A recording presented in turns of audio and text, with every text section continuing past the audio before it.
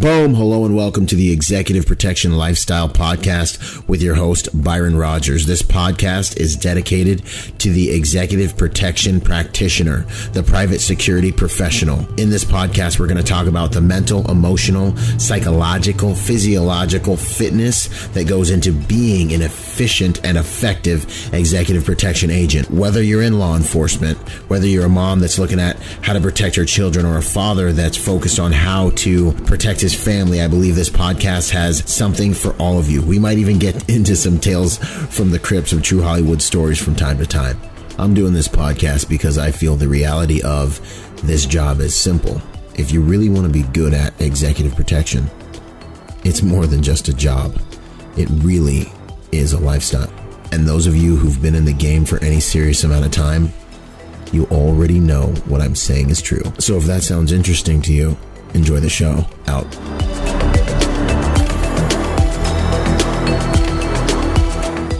Boom. Hey, what's going on, guys? Byron Rodgers here again, of course, with Jared Van Driessche. How you doing today, Jared? What's up, Byron? I'm doing great, bud. Happy to be joining you on your world-famous podcast that everybody in the EP industry talks about. I'm honored to be here. Well, thank you, man. It's good to hear that people are talking about it, brother. It's an honor. Dude, it's just an honor to be able to develop something that's valuable. Yeah, I mean, it certainly is. And I'm just hoping that, you're still going to talk to me, 2-3 years down the line when you're world famous and super important. I mean, you're super important right now, but you know what I mean? Think of the little people when you blow up, my friend. Yeah, whatever, man. You're a creator as well. You know what I mean? We're like kindred spirits here, There we go. There we go. And so I know about like contributing on that level, man. So absolutely. I've been introduced to you twice now to get up on here and talk about some stuff, and both by people that I really respect. So I'm looking forward to getting into this thing, man. And yeah, absolutely. Excited to be here, man. Heck yeah. Good to go. So we always, get started with a little, the question everybody actually. So let's start a little differently. I like this a little better. Biggest turning point, moment of clarity, a moment in your executive protection career that was like defining, that comes to mind. Ooh, I have one for the start that was defining, because my background's a little bit different than I think most people you probably talk to. When I was 15 years old, I decided that I wanted to get in the executive protection realm. Okay. And you can imagine somebody in high school wanting to do that. Wow. And I was like, you even knew about it back then? Like you knew about it? Like you were like this was for me, it was like a hazy dream, like, does this even exist? People really do this? Yeah. I mean, I knew about it. It's just kind of, don't make fun of me. Okay. I'm going to lose some cool points, but I was reading Black Belt magazine back in the day. And heck yeah. Yeah. And it had a little article about executive protection in this EP school. And I was like, that's what I want to do. Heck yeah. Didn't know shit, but I knew that this was something I wanted to do, involved in the martial arts. I want to go in a direction that this sounds awesome. Yeah. And so I ended up calling the school, and they're like, yeah, you're fucking 15. Like, what do you want to do? You can't do anything. And I'm like, no, I really want to do it. And, it was a whole distance education thing. So I could do some of it while I was in high school, if they would allow me to, and then I could go in and do some training with them. And that's motivating. They gave me a shot, and I, got a scholarship. I was working 4 jobs, I was doing a bunch. But I started to tell people about it, like people in my school, my teachers and shit like that. Yeah. And I had a lot of people just kind of shit on me. Of course. Like it was kind of a crazy dream or something unrealistic, or what are you thinking? And in terms of a turning point, like that was my turning point, because I don't like that shit. I don't like to kill people's dreams. Even now, like I try to help people when they have wild, new, different ideas. That's about being innovative and entrepreneurship and, doing cool things in the industry. So anyways, I had the teacher that was, really well respected in my high school just kind of laugh in my face about it. And I'm like, okay. I'll prove you wrong. And, close to 20 years later, I have, and it's been the only career that I've been in. So not saying having a chip on your shoulder is good. It's not good for you mentally or spiritually or emotionally, but if you can kind of take that pain and, channel it, then good shit can come out of it. And so that's my story in a nutshell, right? Heck yeah. Hopefully that answers your question. No, it does. It's perfect. I guarantee you people are listening to this and dealing with those same things. I got emailed by a 14-year-old the other day, actually, and he was telling me the same thing. He's like, hey, who can I study? Where can I go to get information to prepare me for this career? He's like talking about the hard skills and soft skills. I was like, oh, well, look at that. I was like, and information now, like we're in the information era where everything is accessible and you have Dr. Google on your phone and you can find anything out. And still to this day, I remember, graduating, being a young man and wanting to get in the industry. And I'm like, all right, I went to this school and, I have this certificate, hire me. And go down. Yeah. And like nobody would have coffee with me. Right. Yeah. And I remember that now. And then when I started to make a name for myself in the industry, people would be like, hey, I'd say, hey, can we go to coffee? Oh, yeah, sure. But when I was on the come up, they didn't want to do that. Or somebody asked me for coffee and, well, I've never met you before. Oh, well, we've had email exchanges because I emailed you 20 years ago and asked about sitting down for coffee and you didn't have the fucking time for me. And now you do. Yeah. So it's that kind of thing, Oh yeah. But I mean, so what I did was, I get all the same questions like, what's your tactical proficiency or whatever. And I'm like, I was in the Cub Scouts, I have no military, I have no law enforcement. So what is it that I have and what is it that I can do to kind of use it to my advantage? Mm-hmm. And so I had a lot of my older counterparts be like, yeah, you don't have this, you don't have that, you're not going to succeed. And I kind of had a kind of an epiphany and that was, what is it that I can do that the older bastards can't? Well, I can blend in with, kids a lot better than they can. And so I got to work with, before doing all the bouncing at the bars and clubs and uniform security, hospital security, hostile terminations, anything I could in the security realm to build experience. Mm-hmm. My big break was working with a prominent family and their kids. And I could blend in as an uncle or an older brother. I could take the kids to the park or to Disneyland or wherever and blend in a lot better than, the old balls guys on the team, right? Yes. Yeah.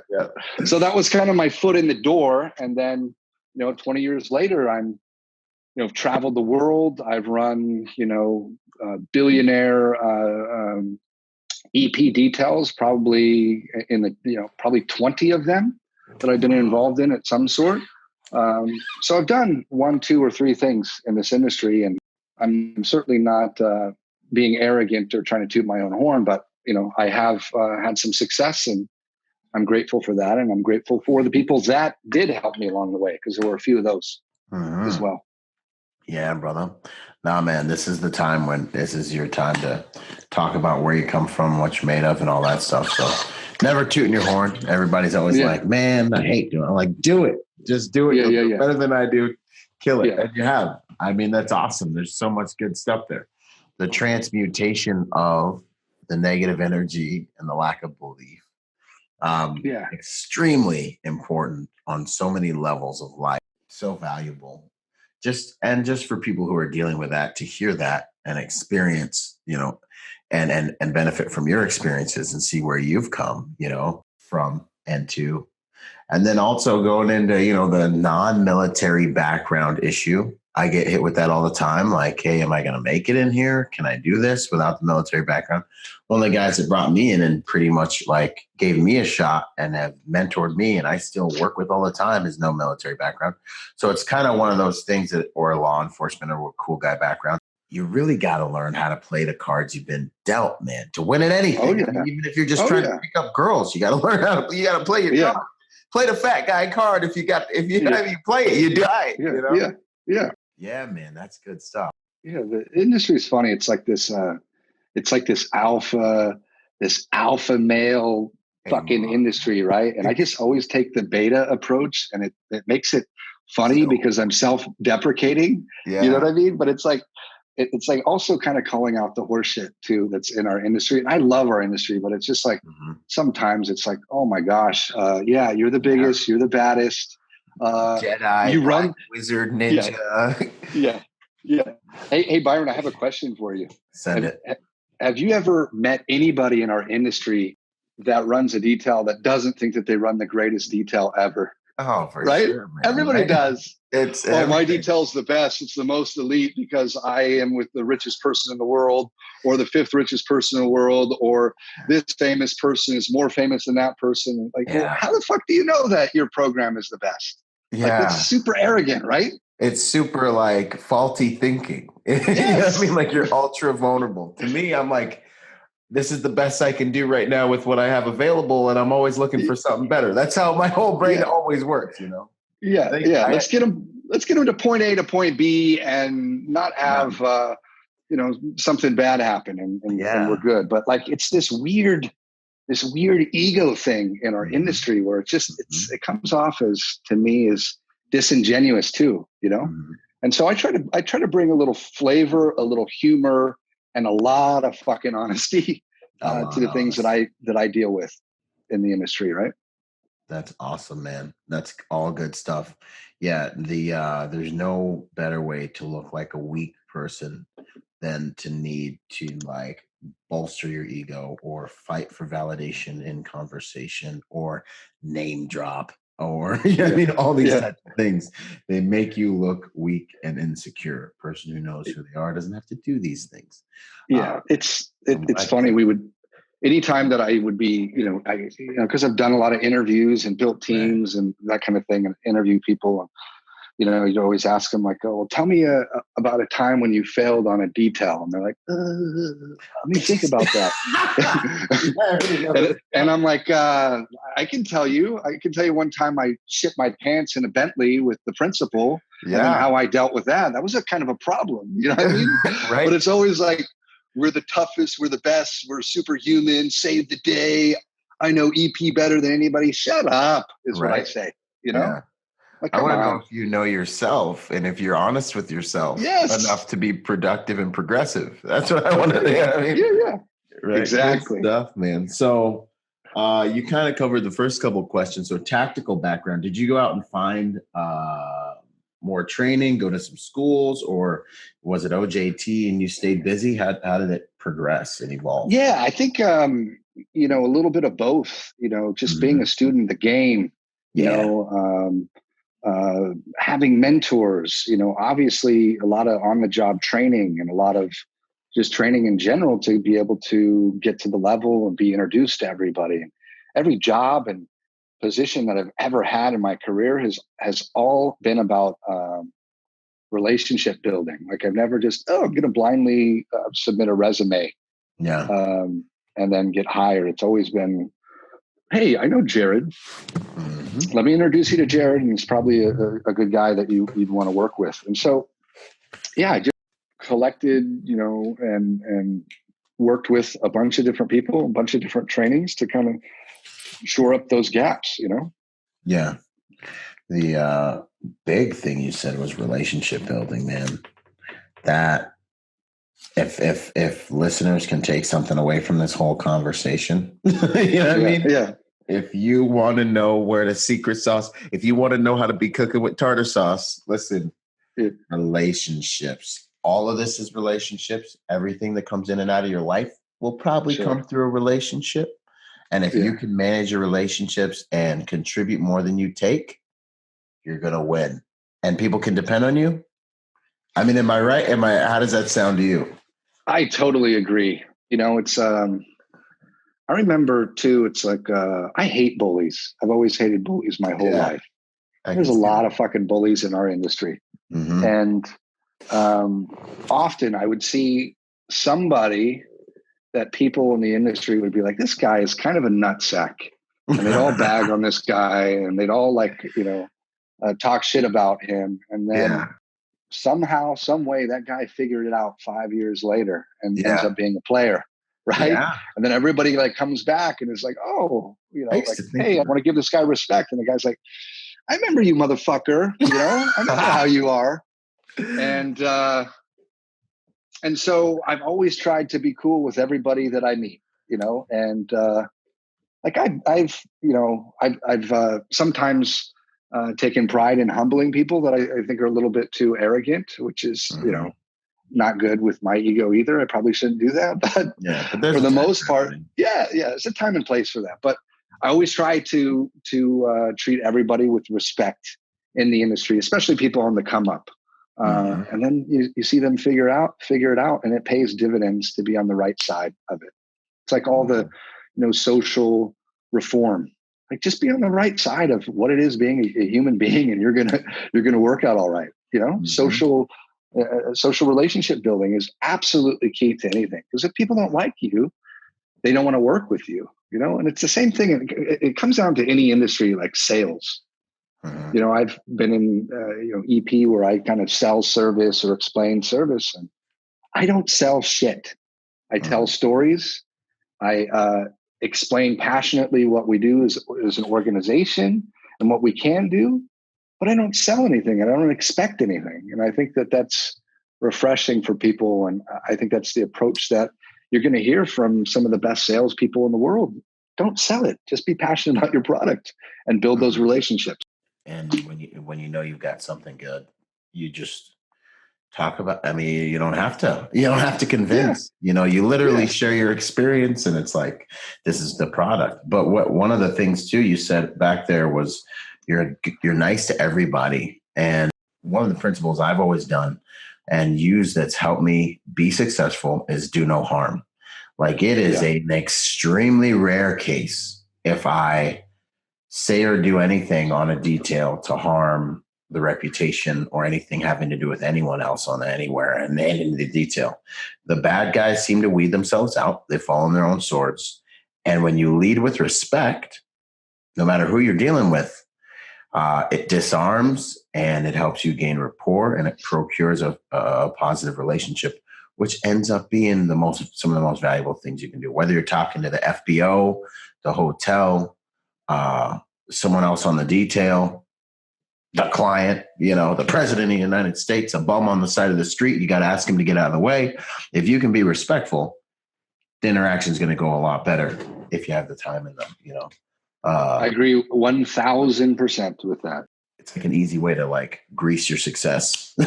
Pay respect forward, man. Yeah, absolutely. There's good stuff, bro. This little like first couple of minutes here, I like parked here just because like I know people will glaze over it. They'll be like, yeah, whatever, nice guy stuff, cool. This is the stuff that makes you successful in the workplace. I don't know. I just, you know what I mean? Yeah. And listen, trust me, I'm a prick in my own time. You know what I mean? Oh, yeah. Like I'm not, I'm not perfect by any means, but it's just kind of the golden rule, man. And I think we covered that. And it really is something key, man. And even to this day, anybody asks me out for coffee, whether it's inconvenient or not, I will always make the time and do it. And it's been some awesome relationships that I've built that way. And that's how humans should be, man. Okay. See, you know what you just did, right? It's like thousands. You're gonna be getting coffee emails up the yank. I don't really mind. Okay, that's awesome. That's a conviction of yours. That's good. I'm a little opposite. Like, man, I have to. Let's see here. I guess I have to kind of guard my time. For the sake of my productivity. And I wish I had more time to really share with everyone. But Byron, you can do it because it's all about reciprocating the energy that somebody puts in. Okay. And it's kind of like, how you do your podcast. I'm sure some guests are better than other guests, or you have a different vibe or whatever. And a lot of it is kind of the give and take, right? And if somebody is contributing in a good conversation or putting forth an effort, it kind of energizes you. It's the same thing with meetings or getting together. It's like I can see if somebody is truly interested by how, they engage me via email, and it's all a test, I engage them too. And I give them options. And if, they don't respond, or they're not timely, or they're not this, they're not that, then they're not serious. And I think that there's a lot of people that are afraid to do that, right? They're afraid to put themselves out there and afraid to ask. Mm-hmm. And so the ones that do, those are the ones that you want to talk to anyways. Mm-hmm. No, I agree with you. The reality of my world, though, is, man, my wife don't even see me half the time. You know what I'm saying? Like, the people I love don't even get to spend time with me, Like, I had an old friends like, man, we never do anything. I'm like, I don't do anything with anybody. Yeah. Like, I'm working on, getting to that stage in the game where listen, I can talk all that Zen bullshit all day, but like, I don't have any friends. I've got my wife and my 2 babies, and everybody else is work friends. Right. So I'm not that cool. Right. It's interesting. You get to a place where you're like, your good friends know their friends and they stay friends. Exactly. Right. And low maintenance, good guys, they're on the team. All right. So who are you at your core, if you're going to sum up like the person behind the person? At my core, I'm just somebody that wants to help people, and I want to help people that are less fortunate than me. And I grew up, I had kind of a difficult childhood and challenging and all that. And so it was like, what can I do to give comfort and what's going to fulfill me? And it's ultimately helping other people. My wife and I, we love to travel the world. We do, different charity work in Africa and all around the world. We've done some in Fiji. And to my core, I'm just somebody that wants to help people. And that's why I get such a high from being in the executive protection industry, because it feels really good to work with clients that have legitimate death threats against them or problems, or you see like the downside to fame and fortune, and to be there and contributing to somebody that's doing some good in the world feels really good.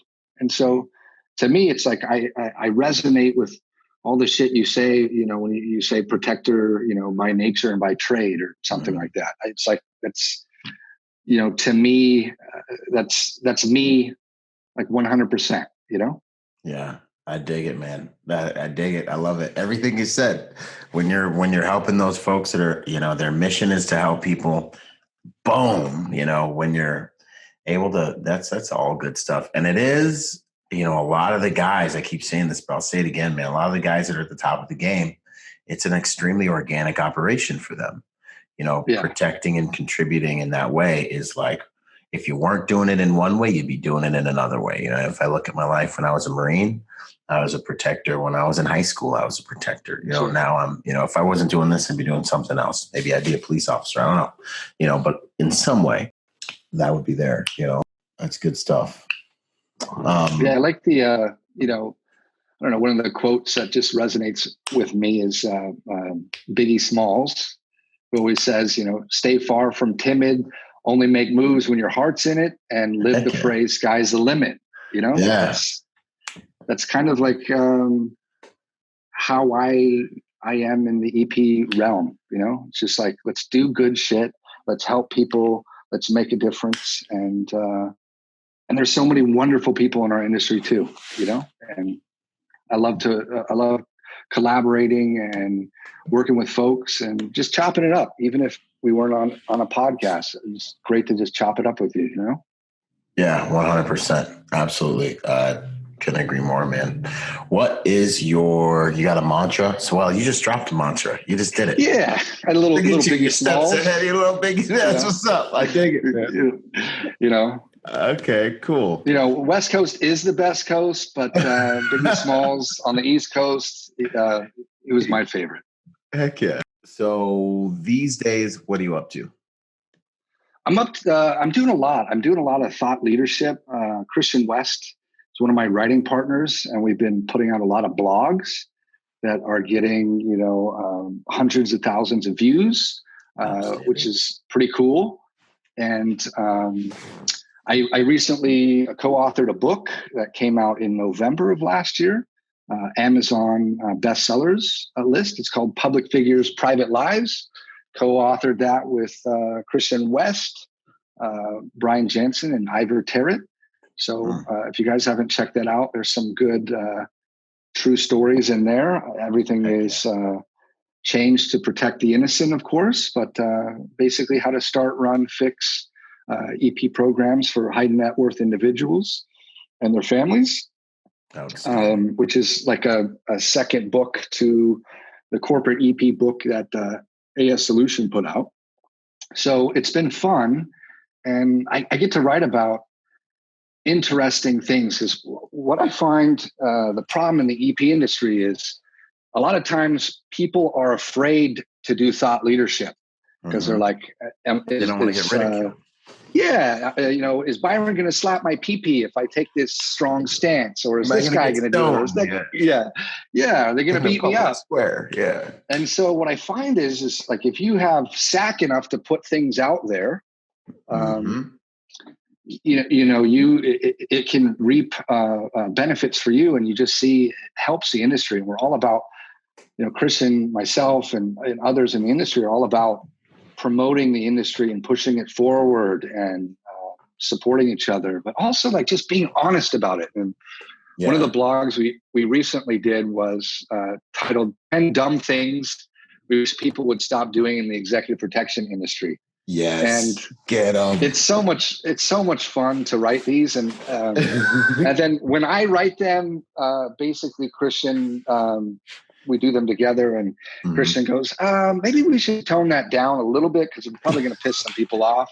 And then I'm like, no, but it's really funny. And he's like, okay, we'll take a little bit of funny and a little bit of serious, and mix it in there. And I'd love to go through the top 10 that we came up with, if you don't mind. I'd love to hear your thoughts on this as well. So, heck yeah.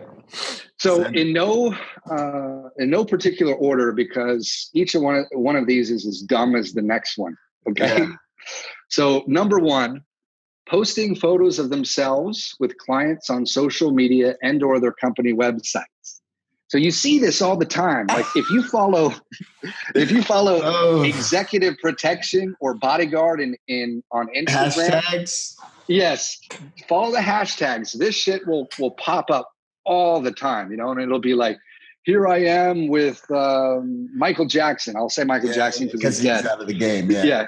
Here I am with Michael Jackson. It's like, are you really with Michael, or are you the venue security working the red carpet? And does the client even know your name? Probably not. And if the client did, would you be saying that shit that you're working with them? Probably not. Because any client that I've worked on the red carpet, I'm not they don't want me posting that kind of stuff. Yeah, you're being no, it's true, man. And it's so hazardous to your career. I get it. Sure. All right. Let me break this down. Social media is a rabbit hole here. Social media is super important, but like you always say, you got to do it the right way and understand. And it's like, if you're going to post something, post it, years later or something where you're not violating a non-disclosure agreement, right? Yeah. OPSEC, man, keep that operational security.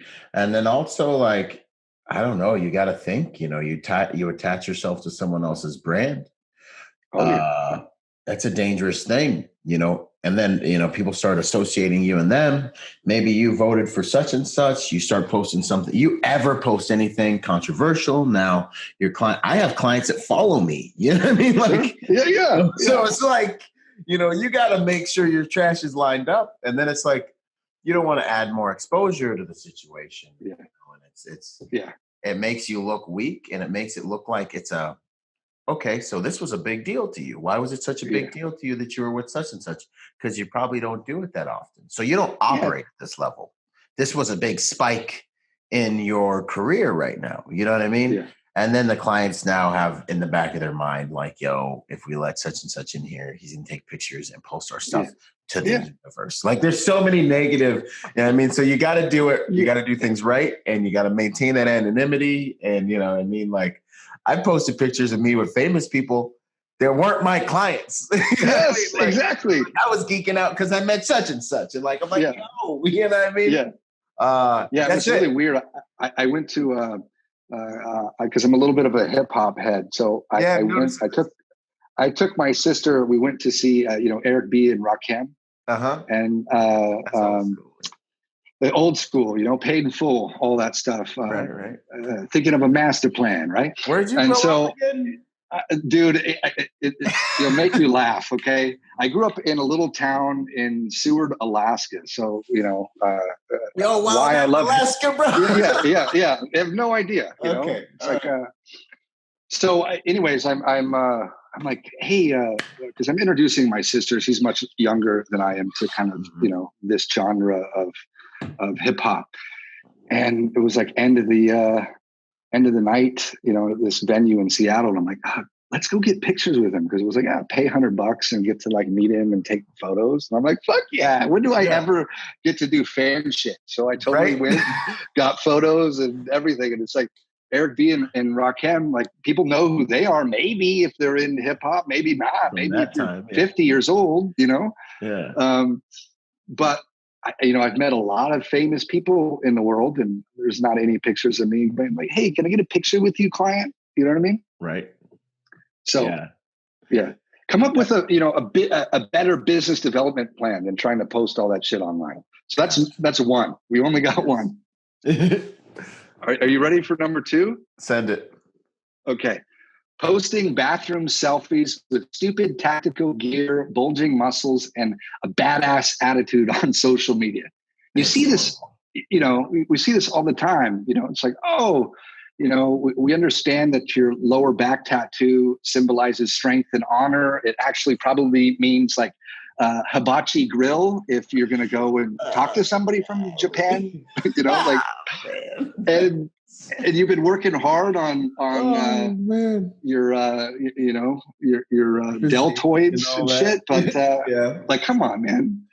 Another thing is like, hey, either your suit's too big, your tie's too short, it's too small. Like, what are you doing? Like, come on. It's like, how do I say this? If we're in an industry where we want to be taken seriously and looked at as professionals and consultants, the way that you would look at a lawyer or a doctor or a banker, a financial specialist that you're hiring, this type of behavior makes us look like meatheads. You know what I mean? Like, it makes us look listen, it's cool. All that shit's cool. Like, put it on your Craigslist casual encounters page or your adult friend finder page, and it'll be awesome. Or right. Tinder or whatever, your Grinder or whatever your cool guy things are. Yeah. But come on. So that's number 2. And then when clients do look into you, when they go look at your social media, they're going to have all these little thin slices. They're going to make up your personality. You know what I mean? Yeah. You don't want, depending on what venue or what type of detail or whatever you're trying to get into, especially if you're jacked and tan, you want to come across as reasonable and professional as possible, because they're already going to have their own, look at this guy, you're going to come across you're fighting a meathead stigma already. You know what I mean? Yeah, like in your own experience, like you're a very athletic, physically capable guy. How often have you had to like tone that down with certain clients and be like, well, I'm charming and I'm a nice guy and I can cover up my tattoos. Yeah, exactly. Yeah. And I balance it with, you have to balance it. Otherwise you could be a dang liability. Yeah. And that's what everyone's looking for, Yeah. That's a good one. Number 3, company names that are supposed to sound tough, but come off really dumb. Like Grizzly Bear Security or Bad Motherfucker or whatever it is. You can find anything online. And when I ended up, when we ended up writing this, we were just like putting down like dumb shit that we thought. And then we ended up Googling it and finding companies with these names. And then I had to like, I got to change this. You know what I mean? Literally why I didn't pop on your coattails just now and spit out like 4 names, because I know these names exist. Yeah, exactly. It's like, like, hey, if you got something like bullet stoppers in your name, or anything to do with nunchucks or Roman empires or other tough guy shit, maybe not the best. Is it professional in an environment where people are trying not to offend each other? You know what I mean? Do you want somebody running any type of kind of like surveillance or like looking into your client to know that, hey, this company on this sheet of paper is definitely their security company. You know what I mean? Sure. Like, yeah. Do you want the haters in their royal court to be like, my rich friend just hired this company called, Tough Guys Incorporated, Black Dragon Steel shooters. Yeah. Like, or do you want them to be like, give them no target, have it be professional, like Bravo Research Group. What's that? Yeah. You know what I mean? Like, exactly. Yeah. And it's like, I like tough guy shit. I mean, I named my second son is named Ronin, right? Because I just love the Japanese history, but I'm not going to Ronin and Associates or Ronin Ninja Killer 69 isn't going to be my company name. You know what I mean? Yeah. And while we're at it, change your old email address that you're giving out to people too. That'll hurt you as well. Yeah. Big Dick 69 at hotmail.com probably isn't a good email to have, right? Yeah. You don't want your employers or anyone to be finding that. Yeah. Yeah, exactly. Number 4 is a huge one that is really prominent. I've seen a lot of, but it's lying about your clients and who you've worked with. A lot of times we'll be with people like, oh yeah, I protected President Obama. Like, really? So so you were in the Secret Service. Oh, no, you weren't. Oh, so you were working gate security at a military base, and the president came on to that military base and was 2 miles away from you. Okay, yeah, you didn't work with him. Now you look like a chump. Yeah, but we see this all the time. Like, we'll have clients that we work with for years. You don't have to sell yourself by listing your client names, and then a lot of that stuff is easily verifiable, right? So like, don't put it out there. I've watched this go so terrible before, bro. I literally have I've dealt with it as I've brought agents on to details and things like that. And they're like, yeah, I've worked for such and such. And I'm like, and this is a small world. More than likely, if you're talking to an employer, he can make a few calls and tease out the reality of whatever you're claiming. And there's no greater way than looking like you're a small guy in the game than for him to find out that, like, yeah, when he went to the club you worked at and got bottle service, you were standing on the other side of the ropes. If that's the case, be honorable enough to say, I've worked venue security or club security, and we had celebrities come through all the time. And, we did have we did some close protection for them when they would come to our club and make sure they were taken care of, and that shows character, and that also shows some experience. I can value that. But if you claim you worked for whoever, and then I find out you were at the front gate on the property for a while, or, I find out that you were, if that client doesn't know your name and maybe doesn't have your phone number, then don't do it because you're going to hurt yourself. And I literally have watched a guy sit next to me in an interview say that he was working for like Steel Foundation, and he just got off a private jet from Haiti and came to the interview. And the guy we're interviewing with is like, you just got off a jet from Haiti. You're working for Steel Foundation. He's like, yeah. And he's like, where's your passport? He's like, can I see your passport? And he's like, and it just started like, I'm going to make a call to Steel real quick he knew the guys to call. He said their names, and I'm sitting there like, you're dead, bro. You just killed yourself. Yeah. And my man got ran out of the interview. And I could believe it, but it was painful to watch. Yeah.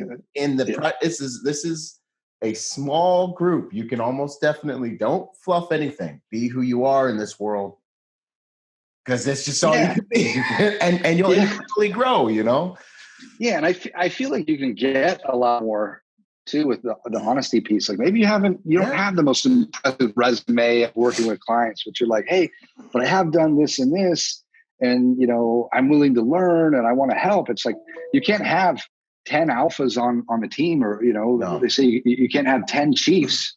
And you need people that can fit in and help and be willing to learn, that don't have bad habits. So just own what it is that you have and your experience. It's all attitude and drive and personality and integrity and empathy and all those all those kind of invisible traits, positive characteristics and attributes. Yes. And I'll take a guy who's got the balls to be honest and be like, really, I don't have that much experience, to be honest with you, but I'm willing. And the cup is like half empty. Like he's like, I'll learn, I'll apply this, whatever you teach me. Cause it's really, a lot of it's really not that hard. It's really not that hard. Yeah. You don't have to be a Jedi Grandmaster Wizard to do a lot of this stuff for me to get you on a detail and get you to survive long enough to understand how to operate by yourself. It's really not. I need good character. I mean, I can teach you tactics. I don't want to be anywhere near you when you learn your character. You know what I mean? Like, you can't teach character. You either have it or you don't. Teaches you that hard, usually. Yeah. All right, number 5. Getting carried away online with firearms and nerding out about calibers, holsters, tactics, pro guns. I only carry on all my details, bro. Well, how about when you travel out of country, right? Yeah. Unless you're operating in the sandbox doing diplomatic security or in a war zone, tone down the gunplay, Yeah. And it's like, I've got a safe right here with a bunch of guns, but you're not going to find shit with me online nerding out about it. You know what I mean? Yeah. It's kind of like being the type of guy who's like, you only have one weapon. It's like being a beautiful woman and all you use is your beauty. You know what I mean? It's like, yeah, you have it. You know how to use it. You don't want it to be the only reason someone buys you a drink. I don't want people to only get out of my way because I'm bigger than them. I want them to get out of my way because they respect me and they know I'm a good person and things like this. So with the gun thing, to me too, it's like, if you're using a gun on all your details, unless you're at that level with the clearances, you're probably not doing too much moving around outside of your backyard. Yeah. But then also, you like to have them, but you got to know how to work without them. You've got it. You can't anything becomes a crutch if you need it. Yeah, I agree. The only thing I disagree with you on, Byron, is I love when people want to get close to me just because I'm beautiful. That's okay with me. They can buy me drinks. Yeah, they can buy me drinks. It's okay. You can just love me because I'm beautiful. It's fine. Exactly. Right.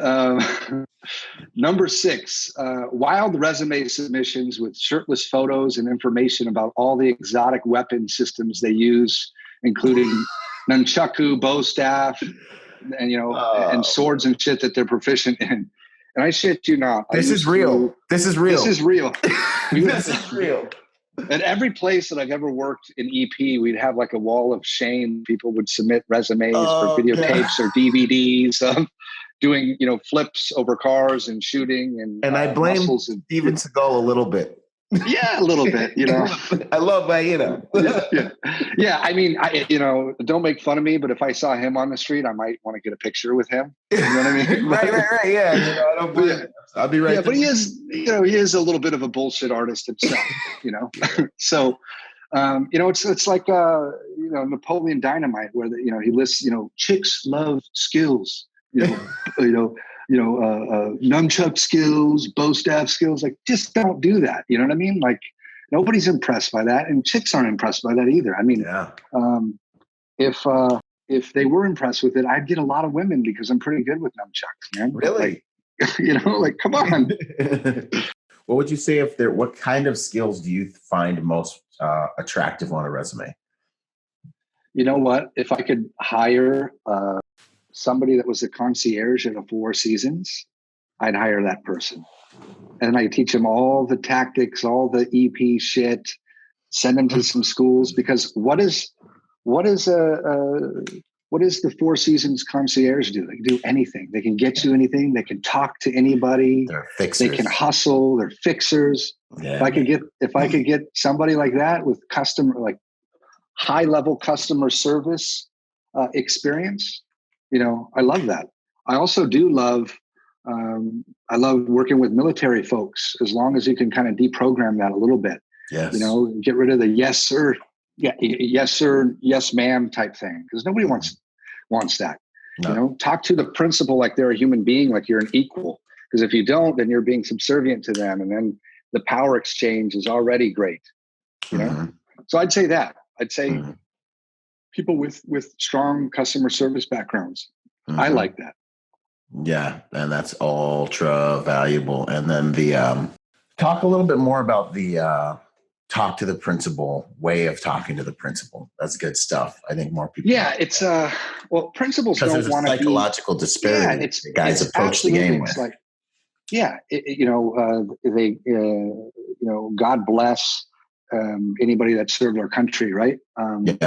Our veterans. But in the private sector, you got to tone down that stuff. And if you're too militaristic or too robotic, it makes principals be uncomfortable, especially working with a prominent family in their home or with kids or whatever. You don't want to feel like you're in a fucking prison facility because Tony up at the gate is super switched on, and he's looking for the Foot Clan to jump over the fence. You know what I mean? The Foot Clan. My man brought the Foot Clan into it. Yeah, it's like like, come on.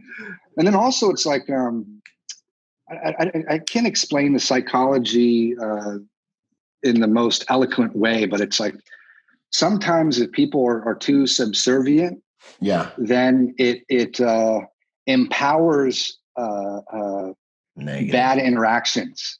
So if you're too subservient to a client, then a client's going to be like, they're not going to respect you. They might push you around a little bit. That power dynamic that you're perpetuating.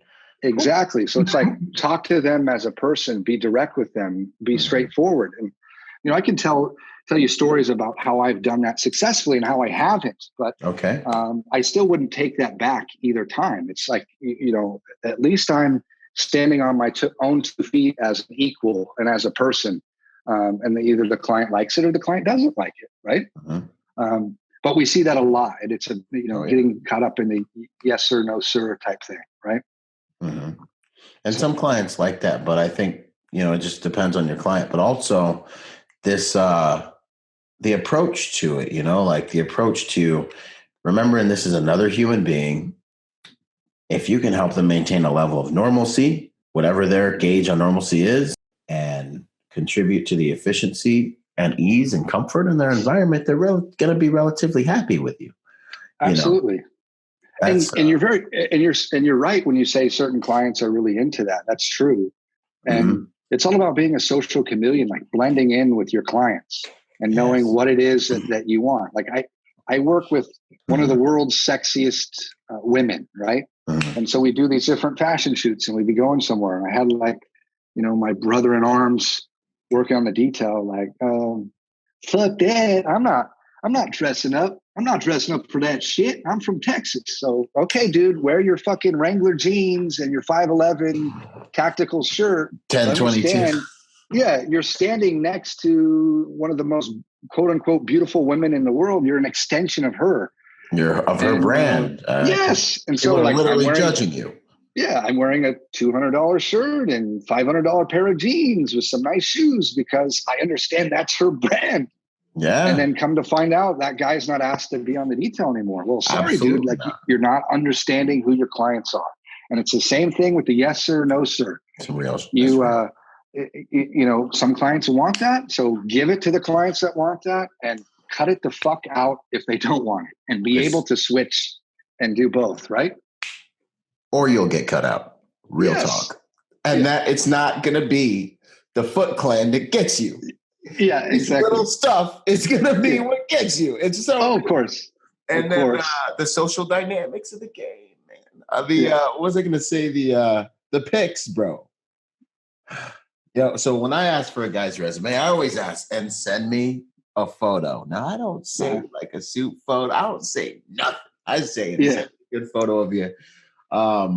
When I can, unless all the laws are weird or whatever. But I try to get a photo of them just to see what they choose to send to me. Like this is how you're like, okay, so in your mind, this is presentable. And man, the things I get, bro. You know what I mean? It's I guess I should give guys some guidance here, but we both can. What would you say is a good photo to send to an employer with your resume? What is the kind of like looking situation? Well, I think, suit and tie is always good because you never know who you're sending everything to, but you don't have to be there like a tough guy. Like smile, show some teeth, show some gums. If your shit's dirty, floss and brush your teeth, but show some personality, show that, Like your resume is going to show all the cool tough guy stuff that you can do, but show some personality and show, wow, this guy knows how to dress. This guy, understand what a client is going to be looking at that for. Do I want Byron standing around me? Do I want Jared standing around me? Like, do they have the look that is going to enhance my brand or shit on my brand? If it's going to enhance, then you've got a better shot. And so photos are super important. Like I'll include, like when I do a cover letter, I'll do a photo, and it's a positive thing. It absolutely is, if you know how to market it the right way. And a lot of it just is people being naive, not understanding. Oh, I think I have to be tough, so I got to be serious, and I can't show any sort of weakness, or people don't know. But it's the exact opposite effect when you do that tough guy shit with photos. Absolutely, because it's an ego. You come across as one-dimensional, egotistical, maybe a liability. You come across like you can't get those rough edges. And like I've had some clients that like the kind of tactical stuff. What I do, which is a little bit of a hack, and I've done it at the risk of coming across vain, is I have like I got like an app that takes 3 photos and puts them right next to each other. So at the bottom of my resume, you have one photo, but it's me, and it's me on kind of a more tactical looking, serious look. It's me with kind of in a suit, tie, smiling, look like I'm an announcer for a TV show. Like I'm just like, hey.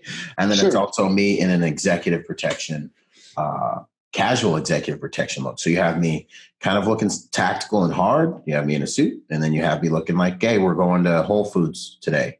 Yeah. So then they get the whole spectrum, the whole spectrum of who you are and how you can blend. And that's very smart. I don't think that's vain at all. I wish other people would do that. Personally. Yeah. The visual information is ridiculously important. Absolutely. You gain a report quickly or lose it. Anyways. Yeah. All right. Number 7, photos in front of planes they've never flown in, cars they can't afford, or mansions that aren't theirs. Yes. This is another thing we see on Instagram. That's a lot. It's like, hey, when you're not a billionaire or millionaire, you might as well go ahead and be proud to be 1,000. You don't date supermodels just because your client does, and your client's shine isn't yours. And so you'll see that all the time, like another day on the job, and it's like them outside the principal's jet. It's like, it's a little hokey. And are you really riding on the jet, or did you drop the client off and the client's, flying? Pretty sure you're not driving your client's Bugatti. I've had some clients that have a Bugatti, and the security never touched that car. Yeah. You know what I mean? Yeah. And so you see that all the time. And again, it's a bad representation of one, client confidentiality, like, violating that. And also, like, it's just hokey and cheesy in our opinion. Right. Mm-hmm. So for me, I think this has definitely got to be done right. For example, I'm building a brand, an executive protection brand. So there are times when I've taken those types of pictures, obviously protect, like no tail numbers, no nothing like that. Sure. None of the like car ones, but there are photos that I have where it's like, this is the lifestyle, the executive protection lifestyle, mostly for sizzle that people are looking for. But if you're doing that, if you're violating those rules, I think that you're wrong. If you have one client and you're showing your client stuff and it's not your stuff, you're wrong. I think there's this weird dance that you got to get right between showing that you're an executive protection agent operating at a certain level and being dangerous or cheesy or unprofessional. And you really got to be diligent about that, because you can get yourself blackballed real quick. Yeah, I agree. And it's also like, people always also think that that's the photos that they need to drive business, because they see other people have that. And I'm like, with some other creative shit for the industry. Like, that's what we need as an industry. We need people such as yourself that is spreading the message and doing podcasts and thought leadership and things out there. That's what we need as an industry. Yeah. Instead of being like, oh, a thing, yes.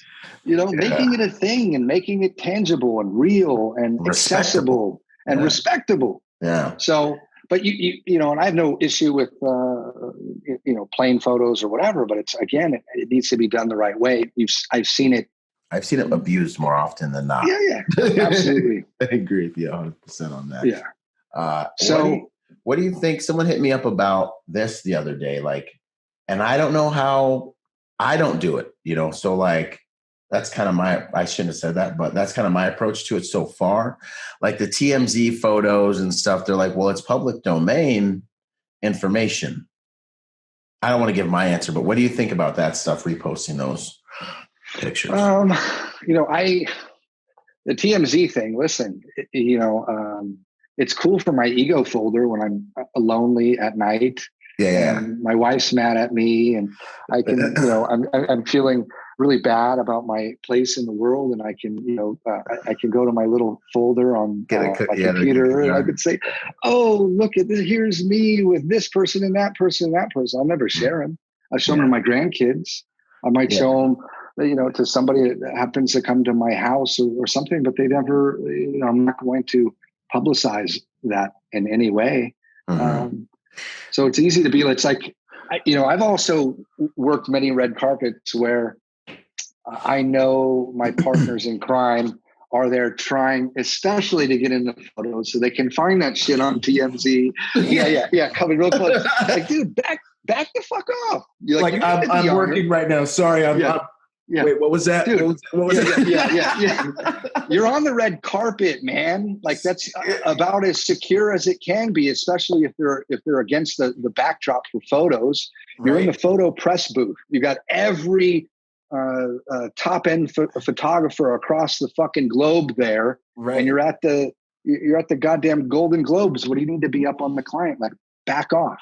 And so they will go and they'll look that up and have their little ego folder on their computer, and that's cool. I have that. You probably have it. Everybody has it, but I don't post it. You know what I mean? I don't post it on TMZ, or I don't post my TMZ stuff. Yeah. No, and I have my little highlight reel, at times that we got zapped. I think for me too, it's kind of like, one, you want to get to a place psychologically where, like my football coach would say when we score touchdowns, because we were wilding out really bad one time. Act like you've been here. Hey, just act like you've been here before. And it was you want to get to a place where that's not a big deal. That's the goal. That's a true story. The first time I flew privately, I was losing my fucking mind. Like, what do you mean the sink is? Yeah, the sink has got the toilet's made out of fucking gold. Yeah, the sink's gold. And where the fuck is the seatbelt and how does this shit work? Right. But you know what? I walked on that motherfucker, got on that plane. I pretended like I'd been there 1,000 times. Yeah, exactly. Take it for granted. You know what I mean? And then I'm like, oh shit, man! I'm on this plane. This is amazing. I've never what do you mean? What do you mean they have food on here and I have my own private chef. Chef and shit. It's act as if. Yeah, man. And that's really ultra valuable, I think, about that stuff. And then my other consideration is, did my client want this picture? You know what I mean? Being taken out there. If my client sees me post this picture, does it add to my professionalism, or does it add to the disparity of power that already exists? Kind of, you know what I mean?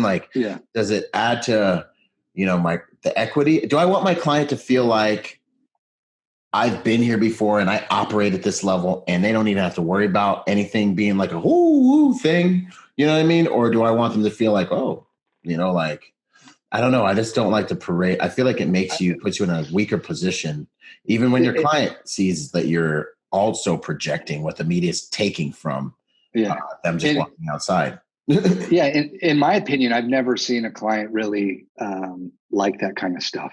Yeah, I haven't either. Be like, oh, you post pictures of other clients on your website, or that's weird. Mm-hmm. My client gave me permission. Okay. It still is kind of weird, it still is kind of weird to me. It's like dating a new chick right? And being like, well, my ex-girlfriend's really hot, so like, like she fucked me, right? Like, what do you think? Right. Yeah. Not the way that works, in my opinion, or not the way that it should, but that's just my opinion. This is just my opinion too. This is just how I get down. You do you. If it's working for you and you're killing the game, awesome. DM me and maybe we'll have a conversation about it, on here, Yeah. I got 3 more of the top 10 dumbest things in EP. Okay. Number 8 is playing up the secret agent persona. It's like, okay, we get it with the secret squirrel talk. I can't tell you. And if I did, I'd have to kill you. I find a lot of times that people that play that secret squirrel persona, secret agent persona, a lot of times they utilize that in a way to mask their inexperience, right? Mm-hmm. They haven't worked with anybody. They haven't done shit. And so they have to be like, oh, I can't tell you, I'd have to kill you, and then I've known people that like, oh, well, I can't tell you my client's name. And then you end up finding out their client's name. And then you forget because I don't know who that person is. Like just some other rich person. I don't know who that is. The person's not really famous. So like, just relax with that a little bit. You see that a lot of times like, oh, and I'm sure like, what'd you do in the military? Oh, I can't tell you. It was secret. What'd you do with this client? Oh, I can't tell you. It's secret. Like, okay, I get that to a point, bud, but like chill out, right? Yeah. And you got to kind of know where you're at and like who you're talking with. Cause like, I ain't telling nobody who my clients are. That's like, like you got to know where you're at because heaven forbid it gets back. You know what I'm saying? Oh, absolutely. You got to maintain client confidentiality, but if it's irrelevant, then it's irrelevant. Like, don't play that. I know what you're saying. Like, it's the ninja aspect of it where guys are trying to like, they're hiding behind stuff. And I'm ultra gullible. Because I don't lie really. Like, sure. I just like, I can even say that, because so like for me, lying is like cowardly, right? So I like, don't think anyone else is lying, So when I meet guys, I've been straight hosed a couple of times where the dude's like, yeah, man. And I got, 2 up armored Escalades in the back and I can't tell you who my client is. And I got all this stuff and I'm like, okay, cool. Bet. We're going to go over here. Yeah. We're going to do this. Boom, boom, boom. And I'm like, I just don't think that anyone's not being real, This kind of plays into that secret squirrel mystique. It's like that. It's like that with the military too, because obviously I'm a fucking civilian. So I meet guys in the military, and then they'll fucking tell me that what they do, and then you tell somebody else, one of your other colleagues who's in the military, and they're like, "That guy's full of shit." That's not even his MOS, or that isn't military this, guys they can smell it. Yeah, man, they speak that stuff, man. Yeah, you see it. It's a whole thing with like these like you can find them online. All these people that say they're Navy SEALs and they're not, or say they're Force Recon and they're not. Like like just be who you are. Again, essentially is what we're talking about here, right? It seems like that's the direction a lot of these are really going in is the insecurity that men walk around with. And me and my buddies have a term for it. We call them the uninitiated. So like essentially it started out being like, hey, when you go to combat, you become initiated. Then you get out and you realize that there's all these uninitiated guys in every shade, every bin that have done everything. It's really bad if you ever go to a place like SHOT Show and you're talking to, and probably the EP conference too, man. And you're talking to these guys that feel the need to bolster their egos and try to come across all extra because inside their minds, they aren't good enough yet. So they're going to take all the stuff that they think makes them, that they've been trying to make them good enough, and they're going to come out and they're going to lead with it and try to get you to accept them as a result of. And it just means that on a deep level, they're not initiated. They don't know who they are yet, and they don't think they're good enough yet. And it's unfortunate. It's a painful way to walk around. You know what I mean? Yeah. How many of them have that invisible lat syndrome? Yeah, that's more uninitiated behavior, Yeah. And it's sad because usually they're already good enough. I know some of them that are like way more legit than me. And I'm like, bro, you can chill out, dude. You made it, bro. I wouldn't mess with you, Your mom's proud of you, bud. You're good. Like you don't have to talk about yourself all the time. Like I think you're really cool. But it's a psychological thing that some people have to find for themselves. I know civilian guys that haven't done anything that are completely confident that are fine and healthily have adjusted to masculinity in America, where we're not hunting stuff and killing it all the time to prove ourselves perfectly. You know what I mean? Yeah. And it's an interesting dynamic. And that's what I see a lot of these behaviors are signs of. Yeah, absolutely. And then number 9, pretending to be experts in everything security related because they work in EP. It's like podiatrists are doctors, but they aren't in high demand as brain surgeons. So like you might understand EP, but you don't know everything about corporate security or about Intel, or maybe you know about Intel, but you don't know about EP. Like kind of stay in your lane and be boastful about what you know, and then shut the fuck up about what you don't. Right? It's kind of simple. Yeah, hire a specialist, bring in a specialist, learn from somebody, go find the answers, 100%, man. Yeah, just because you know close protection doesn't mean that you know how to set up cameras and access control at a house, Sure. You don't got to be the guy. And you had said something previously, I think maybe on another podcast, where you talked about you can learn something from anyone. Anybody, man. And I so wholeheartedly believe that. And the minute that you get to the place where your ego is so, large, that it's such a disservice. It's like one of my little sayings is, ego is not your amigo. Yeah. Because it isn't, it ends up being such a detriment to your professionalism. And so I just wish people were more honest about what they know and what they don't know. And it's refreshing to meet people like, yeah, I know this, but I don't know this. Okay, you're a real person, right? Yeah. We just crossed a bridge together. And then the 10th one I have was like cultivating the EP personality cult, where it's kind of like these people that push their company to the limit, and they end up creating these large companies kind of on the backs of their employees that actually do the work, and not supporting people in the industry, not helping to build the industry up. It's all about themselves. It's all about them being, getting the notoriety or the fame or the this or the that. And it's something that we see as kind of an industry. It's like something I think is bad for the industry, and was the 10th thing that we talked about in our blog.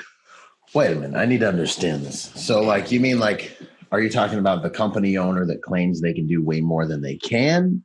Or the guy that like builds a company around like how cool they are? Or like, can you elaborate on it a little more? Yeah, that, they too often, people promote their own name on the backs of their employees, or actually provide the service to their principals, instead of cultivating the talent of the other experts in their company or helping to build up the industry. It's all about them, right? It's a misunderstanding. Building up others doesn't take anything away from good leaders. Quite the opposite, right? Absolutely. And so you'll see kind of these one-man shows, like promoting a company that's somebody's name. It's just like a one-man show isn't scalable. It's not a scalable business model. It might be for the first generation of business, but what about when that company, the company founder is no longer there, right? And you need to. My firm belief is if you have a large EP company, it's like you need to build and cultivate leadership, but also thought leadership, and also elevate everybody's skill set. So it's not like, oh, well, we need to get the CEO on the phone because he's the founder and only he knows. It's like, that's a detriment, right? That's a religion or something. Yeah. So it's building up everybody around themselves, right? Around the company and cultivating it. And sometimes you see in our industry, it's not like that. It's kind of like everybody else is serving. Yeah. Everybody else is serving that master. And I hate that shit. Yeah, I agree 100%. Good leaders build leaders. Yeah. I mean, like, that's just got to be the way it is, man. Good leaders build leaders. And I agree exactly with what you're saying, man. It's too bad when you see things like that, Good list, my friend. Yeah. Good list, man. It was a good 10 dumb things that need to stop happening in the EP industry. And I mean, we had a list of like 20. We cut it down to 10. We might do another one at some point, another 10. But we do fun blogs like that, that are very honest. Very honest, yeah. And if you find yourself in any of those categories, okay, it's okay if you feel a little bit ashamed. And it's okay if if it works for you, keep on doing it. But if you also might be, you could say wise, or if you might be humble enough to take some advice, maybe look at yourself. And if you've done some of those things, you can always fix it and you can always do better. You know what I mean? Like, it's not the end of the world. Like growing up, I've done a bunch of those growing up in the game, So it's like, you need to maybe look at where you're at in your growth and your trajectory. And if the advice seems good, Bruce Lee that trash, absorb what's useful, disregard what's useless. That's right. Essentially your own, you know what I'm saying?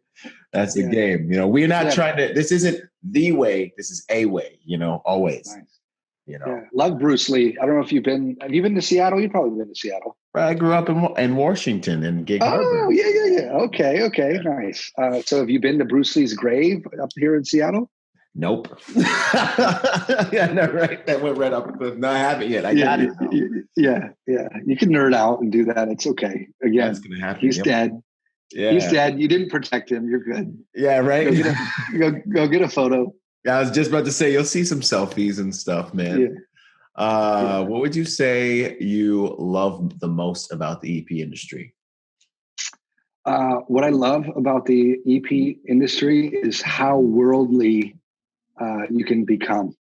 Like traveling to more than 70 countries in the world. Like I have friends and people that I've met all over the world, and you're exposed to different cultures and food and music and the most amazing things that you just can't get in other industries. Like, what other industries could you get into where you travel this much and get to, I come from a poor little family. Like, I've never thought that I'd be able to fly on a private jet or be on a film set or, movie studio or any of these cool things that I've done, a private island, a big mega yacht, like, you know what I mean? Like, right. It's a type of experience that you can only get in EP. And there's such an awesome brotherhood and sisterhood of people that you work with, where it's just like you do anything for these people. And it's the camaraderie, which is, I was never in the military, but I assume is common with, military folks. I work with great women and men in the industry, and it's like I love these people, and just worldly, like that's the seeing the world and being exposed to really what's going on in the world, like you seeing who's running the world, and who's which presidential candidate is borrowing which jet from which client, and who's really pulling the string. Just being I hate to say this term, but being woke, as the kids say, as the millennials say. Being woke, son! Yes. So true, man. So I think that's cool. I mean, I love that about the industry. And it's, I was never a book smart kid, like read something, and then all my learning was always learning by experience. And so in EP, like the experiences that you get are unmatched, man. I mean, it's unreal. It really is. And I love that about the industry. Yes, bro. I went on a journey with you even when you said it, man. It's beautiful. It's so beautiful. It's good stuff. It's true as heck. The amount of access you get. Me and my buddy have a saying when we both got on this detail at like 21, 22, we're traveling the world. And I look over and I'm like, no one's ever going to believe us, bro. No one's ever going to believe us, man. We're sitting here and this is what's going on. No one's ever going to believe us, man. And staying focused through that, obviously, and doing a good job. But it's just ridiculously true, man. Like, I mean, I don't even I could go on that. I'm like in a journey in my head thinking all this. No, let's hear it. We've been able to do, and like be in king's palaces and, snorkel in places that people only dream of and scuba dive and like, all this other crazy stuff, flying around on these jets with Tempur-Pedic floors on them. You know what I mean? Like you're just sitting there and you're like, man, it's a great blessing. And then, what really gets me the most about it? I remember when I was getting out of the Marine Corps, one of my buddies was going in to be an officer, and he looks at me. We're driving by Wendy's, and he's like, "Oh, you're in the infantry. You're going to be working at like the Wendy's when you get out of the Marine Corps." And I just remember being like, fuck you. Like, exactly. Like, I'll never forget you. This is some of that negative to positive alchemy you're talking about. I was like, good.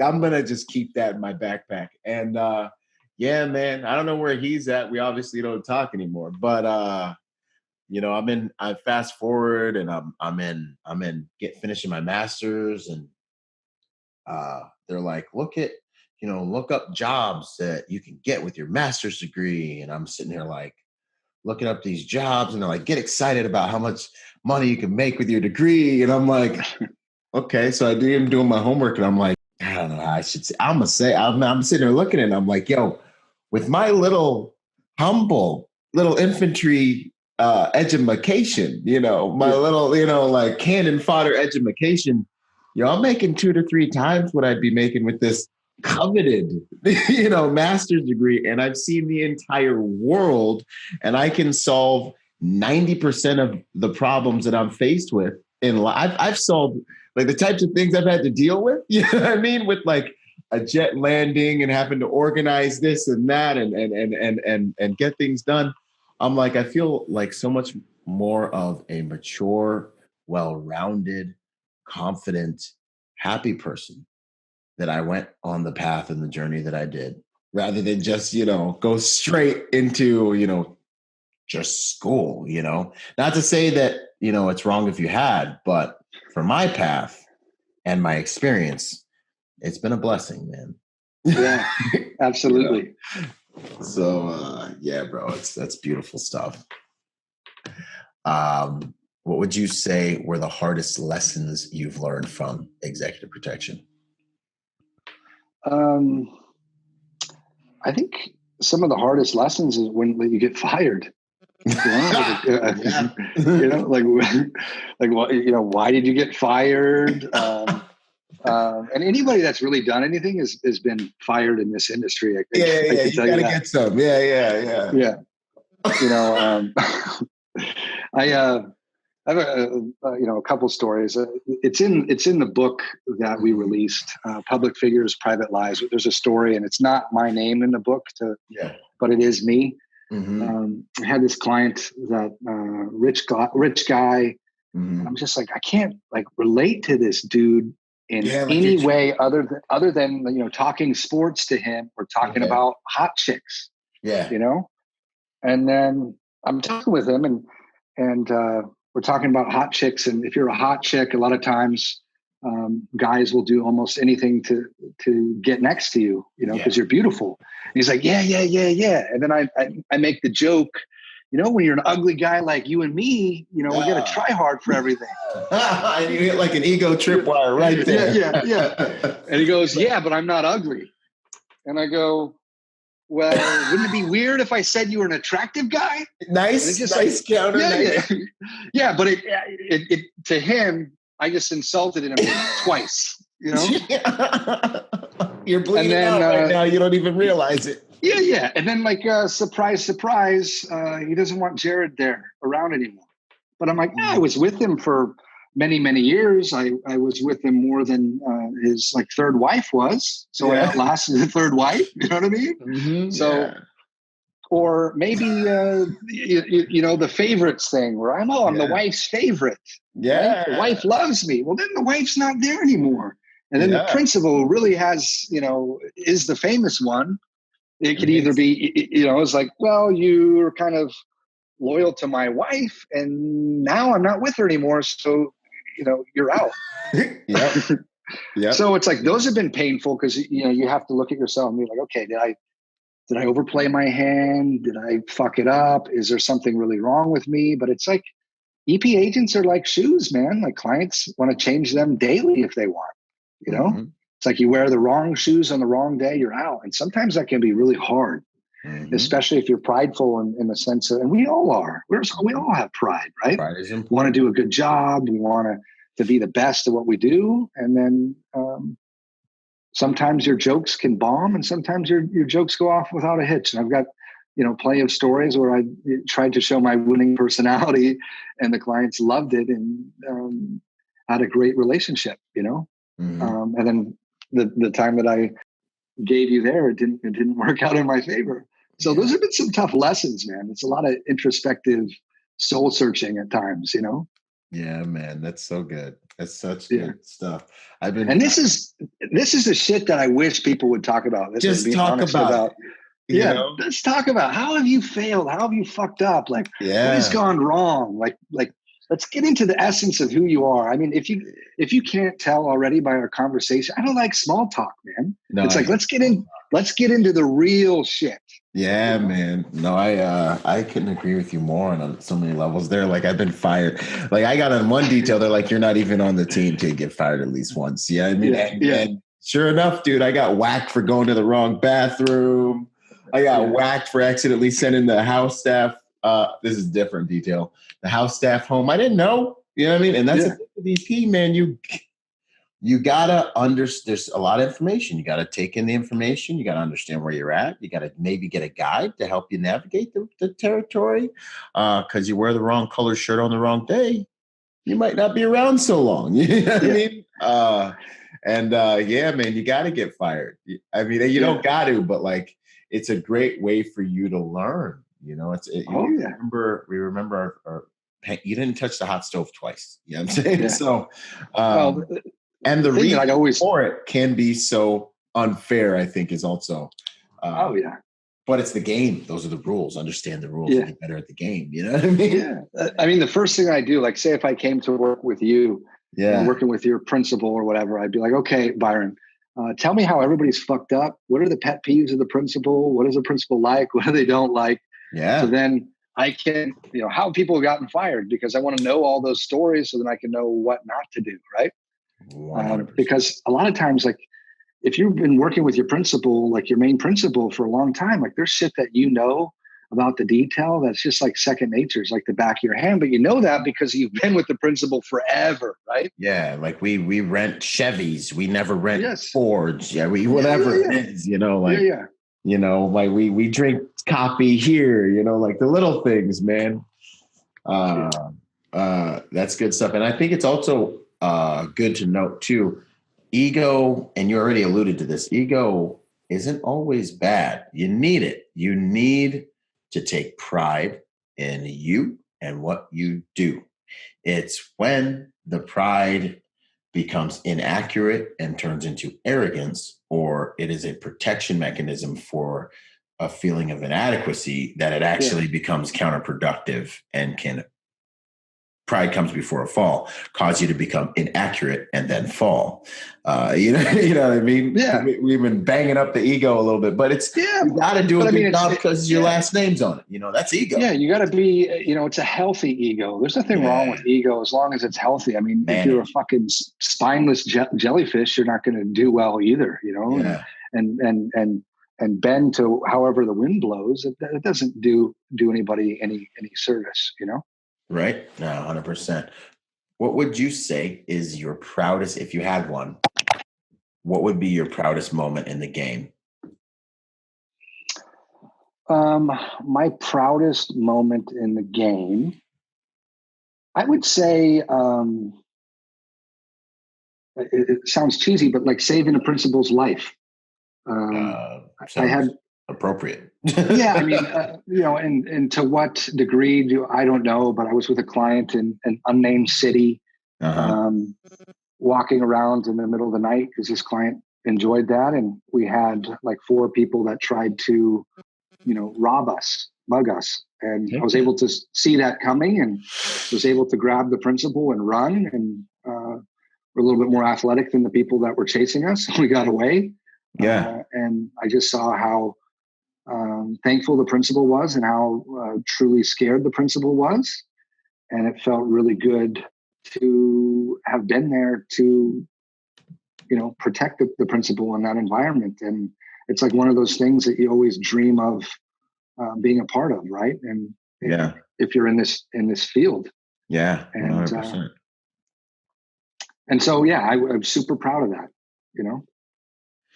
Heck yeah, no, that's awesome, man. That's real stuff. That's real world. Yeah. Advice to fresh blood. Advice to guys thinking about getting into this industry. I'd say think outside the box. Don't take anybody's word as the gospel, right? It's like anybody has even mine has advice, right? And it's either I could give you advice and you can look at it as wisdom from Yoda or shit from Chewbacca, right? It's going to be one or the other. Don't let anybody tell you that you can't do anything or that you can't be successful, and be resilient. And don't be afraid of rejection, because you're going to get a lot of it, especially in the beginning. It's part of the but game. if you want it bad enough, then you can get there. You just have to persevere and learn from everybody. Read books. Be a student of the game. Be mindful of how you treat others. All the things that we talked about earlier, right? Yeah, 100%. And if I was going to hop on your coattails, I'd say be who you are. Don't let the whole non-military, non-jacked and tan thing stop you. You know what I mean? Because, obviously, you're a handsome guy, but you're not like jacked and you're not like you're not an AMO. You're not like jacked and tan. You know what I mean? And you're not prior. Oh, dude, you're hurting my feelings now, man. And you're not, SWAT. So I think it's beautiful what you've done and how successful you've been with this career. And I get hit up all the time. Civilians are like, "Yo, can I do this? Is it possible?" I'm like, "Bro, yes, it is." And especially now while things are expanding in this game. Well, Byron, let me just say, if you got anybody that ever reaches out to you or whatever, or you want to help in any way, feel free anytime to throw them my way. I'll always make time in my off time to talk to them and to help them. And I know you do that stuff too. But I'm more than willing to do it. And that fuels me as well. So heck yeah. Yeah, man, it's an honor. Like, we are in these, I believe what comes with these positions we've found ourselves in is the responsibility to pay that stuff forward and, contribute any way we can, to everybody else in the game. 100%. That's why we're doing this. Yeah, exactly. All right. So Protection Manager 101. We haven't even touched on this thing yet. Yes. So, break it down. I'm CEO of Asgard Technology Group, which put out the app and dashboard Protection Manager. And so essentially what that is a full umbrella management tool for executive protection. You can do all of your advanced work, all your pre-planning, all of your data, contacts, everything can be done within the app. You can build teams and add principals and vendors and drivers and assets and plan routes, all within your mobile phone and dashboard. You can have a global map and have everybody tracked within the software, the tracking software within that umbrella platform. And essentially what we did when I was with AS Solution in my old role, we were working with a principal in Paris in 2015 during the terrorist attack. I'm sure you're familiar with that. A bunch of people were killed. And so we grabbed the principal. We're going to, escort the principal out, get him, out of Paris. And he said, "I'm not leaving. I have, 30 people on the ground. I've got engineers and staff and all kinds of people. We need to figure out where they're at."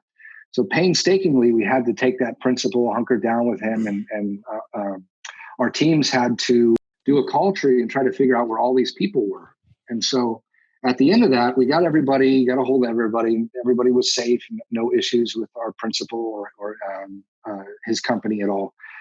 But it was kind of a brainstorm of how do we prevent this from happening in the future? What kind of product can we create? And so there's like a ton of different tracking software, but we wanted something to integrate for an EP agent, for an EP manager, directors of security, so on and so forth. And so we came up with Protection Manager, and we have different tracking software. So Like now, if we travel with the same principle to Paris or wherever in the world, I can add as many ancillary principles within the system for the system to track. And from my mobile phone as team agent or team lead, I can see where everybody's at. If there's an emergency, all the principals, agents, anybody tied to that team has to do is swipe for an emergency, and we get a GPS coordinate. You can also have it up in your like global ops center or wherever, your command post if you're running a big detail, and see where everybody's at in the map. You can check in, and it's just awesome for information and tracking metrics, which is so important for high net worth individual clients, right? If you look at people like running a huge program at, let's say, a big corporation like Netflix or something like that, Yelp or whatnot. Yeah.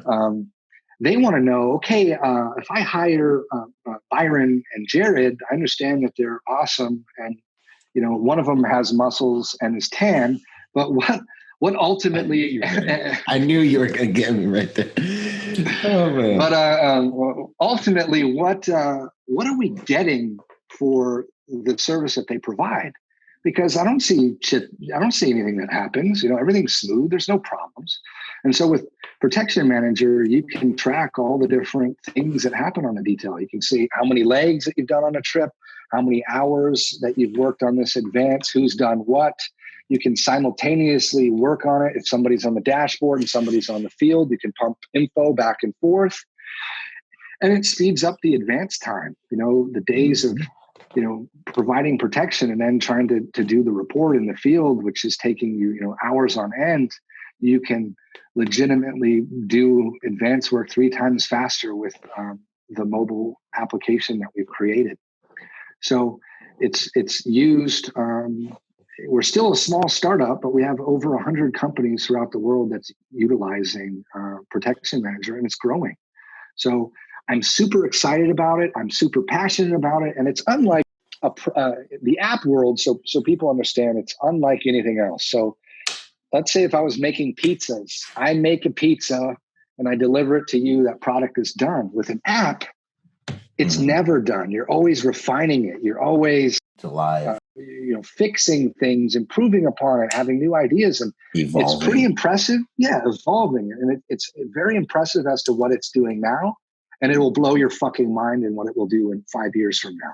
Truly believe that. I mean, we're going to get to a point down the road where it's going to be even more amazing. I think kind of the ideas that we have integrating, social media. So say you have a person of interest database.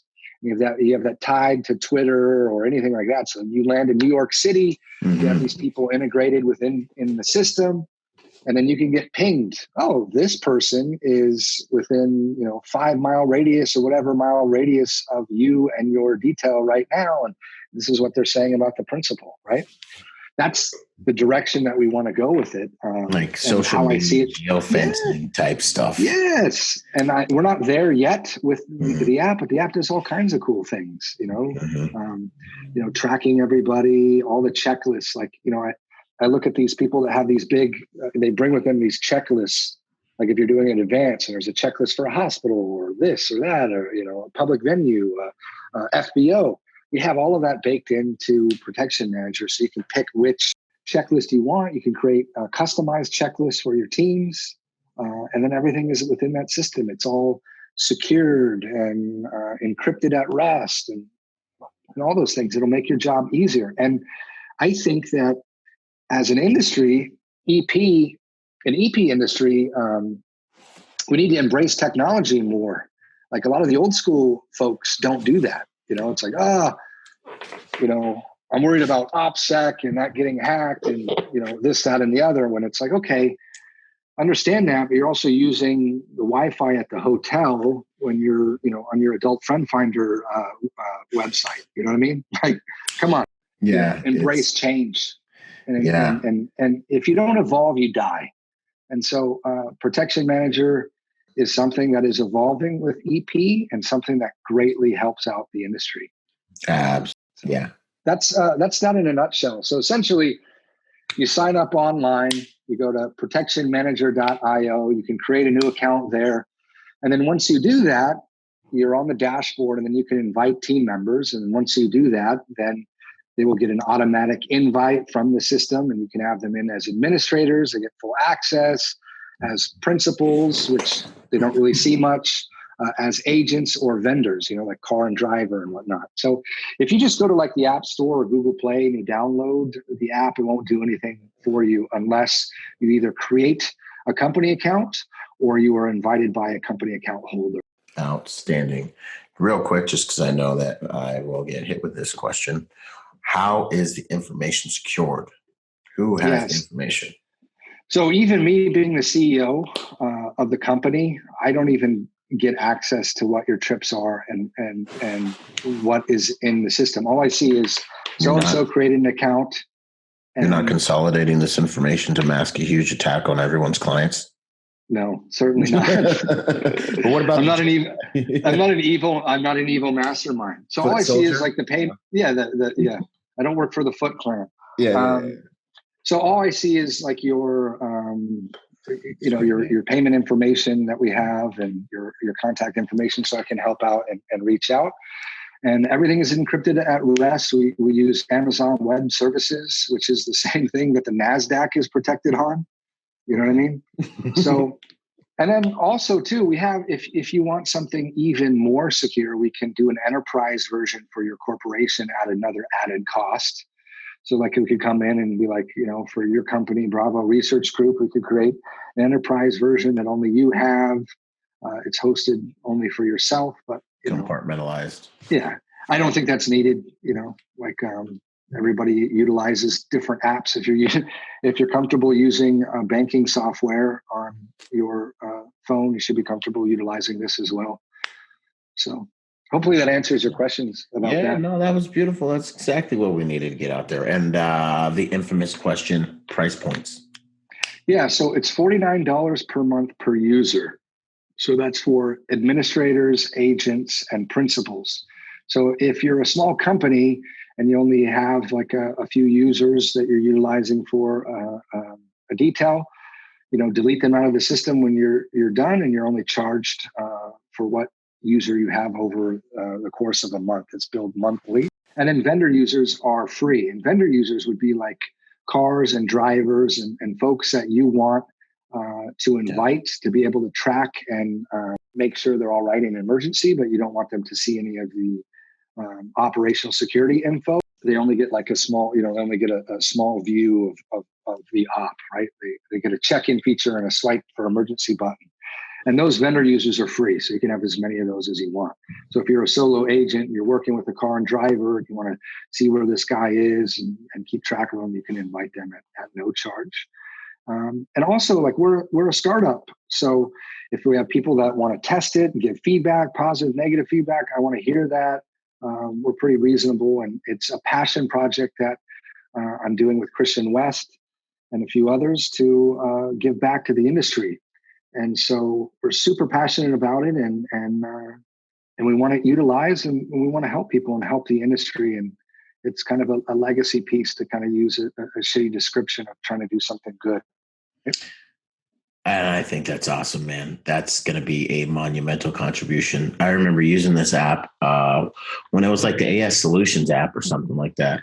Yeah, so that was like a very early beta tested. Crude. We got a lot of data on that and then improved upon that immensely. So everything is, you can do PDF reports. It's all your information. You can email it to anybody. It looks really nice, professional. The UI, the user interface is very solid. It's really cool, and we're super proud of it. And again, we're like Tesla, man. We're building something new, and it's going to get even better and sexy, man. It's new and sexy. When I used it with AS, the little AS old school joint, dude, it was like made my life way easier, bro. Like I rolled up, took some pictures, plugged some stuff into some stuff, put it in a beautiful report, and I was like, yo, this is awesome. Yeah, and then, well, try it now, Byron. Yeah. No, I will. I am. I'm about to go on a trip, and I'm going to run it. Me and my boys are going to run it. It's going to be good. Because I remember it made everything so uniformed. I could see a chain of communication on various topics, various different things we were doing. instead of, chasing text messages down and stuff like that. Really compartmentalize the detail and organize the detail. At that time, the detail I was with, I was fighting the dinosaurs and everything. We don't do anything new because it's new and we don't do new stuff. Sure. When I was with the Secret Service, it was the best ever 2 decades ago, and nothing will ever be better than that ever. Yes. So I was like, okay, cool. Of course. That's why I try to make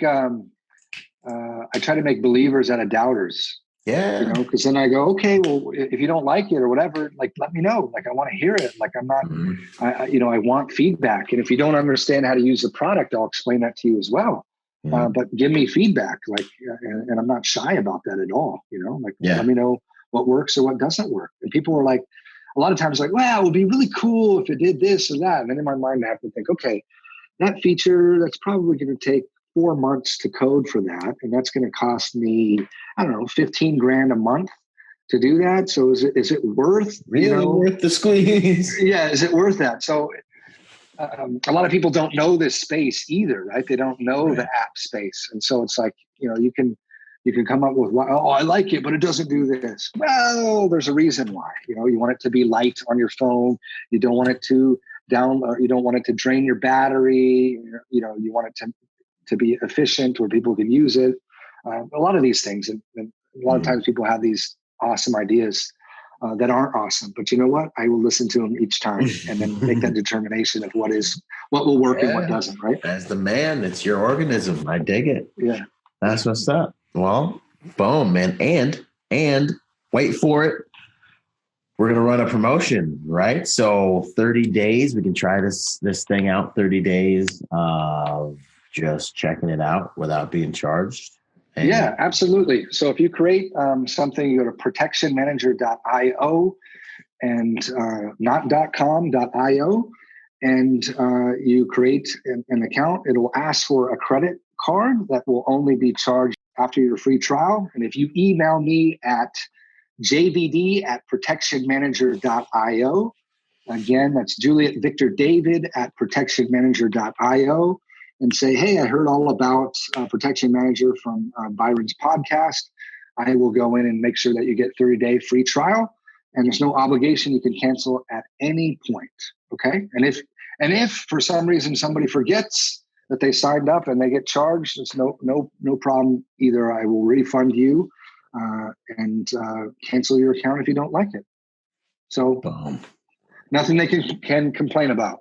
Risk-free, as they say, right? That's right. But it is, though. Yeah, no, I dig it. That's solid good guy cred, too. No, I love it, man. Definitely going to take you up on that.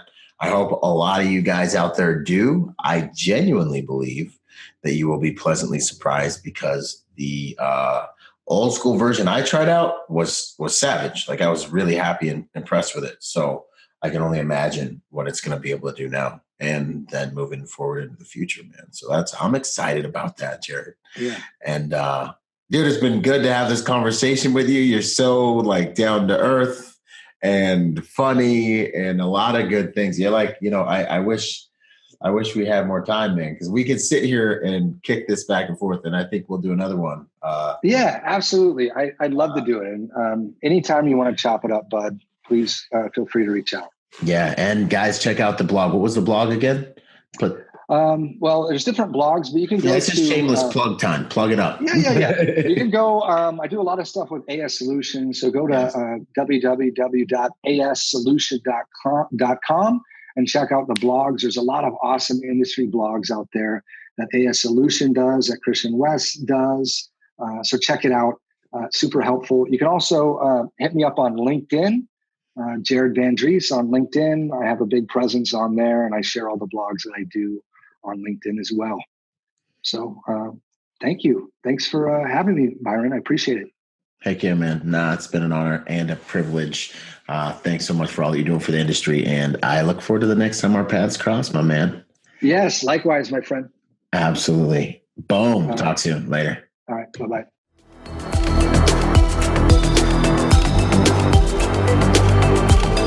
Boom. And to support this podcast, go to executiveprotectionlifestyle.com and contribute to our Patreon account. That Patreon account is what helps me make this podcast possible, contributing to this brand, what we're doing here, making it so that I can bring better guests on, making it so that we can plan more events and just expand the contribution to the private security industry, and also to making America a safer place by teaching people how to protect themselves and the mindset behind that, the lifestyle behind that. You guys are already killing it. $1 a month, $5 a month, $10 a month, $20 a month, whatever you can do that you know you would probably just lose in the mattress anyway or spend on McDonald's. Hey, you want to put it towards something that's going to good use, put it towards a podcast, and get involved in our Patreon account at executiveprotectionlifestyle.com. And if you want to find me, that's ByronRodgersMotivation.com. Do whatever you can, contribute whatever you can to that Patreon account, because it makes all of these things possible, ladies and gentlemen. So much love. Thank you, and thank you for making those contributions. You guys rock. We're already doing amazing there, and it's just because of you guys. So thanks once again for those contributions. Boom. I hope you guys enjoyed that episode of Executive Protection Lifestyle Podcast. This whole entire thing actually just started off as a Facebook group that blew up and is one of the fastest growing, if not the fastest growing, executive protection Facebook group online. So if you haven't joined the Facebook group, join the Facebook group. Follow us on Instagram and check us out at executiveprotectionlifestyle.com. If you want to find me, that's ByronRodgersMotivation.com, and I'm on all the social media platforms, Instagram, Twitter, Facebook as well. So until the next podcast, y'all, stay sharp out there. And as I say it, one mind, many weapons. Talk soon. Out.